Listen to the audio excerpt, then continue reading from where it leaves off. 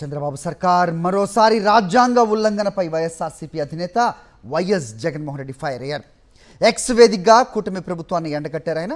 చంద్రబాబు ప్రభుత్వానికి ఆర్థిక క్రమశిక్షణ లేదని మండిపడ్డారు వైఎస్ జగన్. అడ్డగోలుగా రాజ్యాంగాన్ని ఉల్లంఘిస్తున్నారని దుయ్యబట్టారు. ఏపీ ఎండీసీ ద్వారా మళ్ళీ నిన్న కూడా బాండ్లు జారీ చేశారని, 5,526 కోట్లకు బాండ్ల జారీ ద్వారా అప్పులు చేశారని ఆగ్రహం వ్యక్తం చేశారు. గతంలోనే ఈ రాజ్యాంగ ఉల్లంఘనపై ప్రభుత్వానికి హైకోర్టు నోటీసులు జారీ చేసిందని, అయినప్పటికీ ఏపీ ఎండీసీ ద్వారా మళ్లీ అప్పులు చేశారని ఎక్స్ వేదికగా ఫైర్ అయ్యారు వైఎస్ జగన్. రానున్న రోజుల్లో మళ్లీ ఏపీ ఎండీసీ ద్వారా అప్పులు చేయడానికి సిద్ధమయ్యారంటూ చంద్రబాబు ప్రభుత్వంపై ఆగ్రహం వ్యక్తం చేశారు.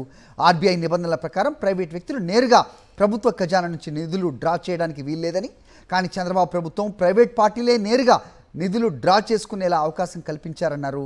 ఇది రాజ్యాంగంలోని ఆర్టికల్ 203, 204, 293(1) నిబంధనల ఉల్లంఘనే అన్నారు జగన్.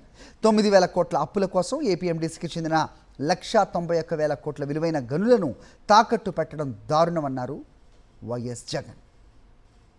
అధిక వడ్డీలకు అప్పులు తీసుకురావడం ద్వారా ఏపీ ఎండీసీపై ఏడాదికి 235 కోట్ల రూపాయలు అదనపు భారం పడుతోందన్నారు వైఎస్ జగన్. ఈ డబ్బంతా ఎవరి జోబుల్లోకి వెళ్తుందో చంద్రబాబు చెప్పాలని సూటిగా ప్రశ్నించారు ఆయన.